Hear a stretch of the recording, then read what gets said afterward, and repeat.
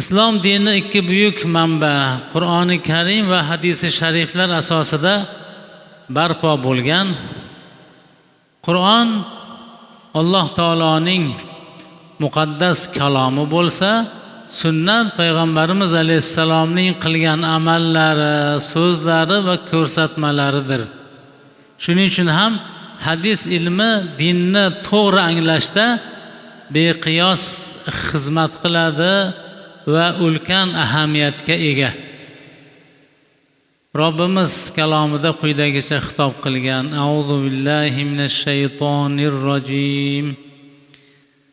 Va ma ataakumur rasulu fakhuduhu va ma nahakum anhu fantahu.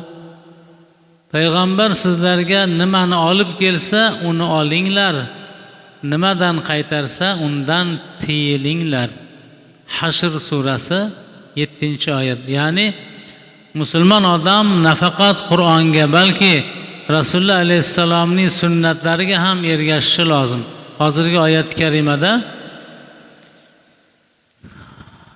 Allohning yuborgan elchisi qanday hukmni keltirgan bo'lsa, uni tezda qabul qiling, bajaring. Va o'sha payg'ambar sizlarni nimadan qaytargan bo'lsa, to'xtang, qayting. Chunki hammasi ilohiy hukmlar, ilohiy ko'rsatmalar asosida yuzaga chiqayotgan hukmlardir. Chunki payg'ambarimiz alayhissalom islomga qanday amal qilishni o'rnak bo'lib o'zlari hayotlarida ko'rsatib berganlar. Boshqa bir oyatda quyidagicha xitob bor: Estaizu billah. Man yuti'ir rasula faqad ata'alloh. Kim payg'ambarga itoat qilsa, bas Allohga itoat qilibdi. Niso surasi 80-oyat. Insoniyat tarixi davomida hech bir kishining hayoti, axloqi, so'zlari va amallari payg'ambarimiz alayhissalomning muborak hayotlarichalik aniq va mukammal o'rganilmagan.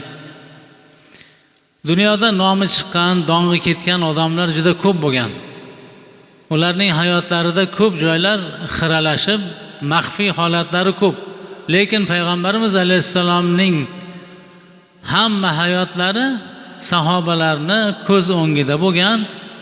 Nabiy alayhissalomdan birorta hayotlarida yashirib qolingan narsani o'zi yo'q.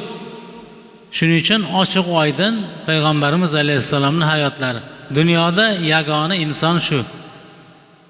Shuning uchun u zot siz bizlarga hayotimizni yo'lga qo'yishlikka katta o'rnak.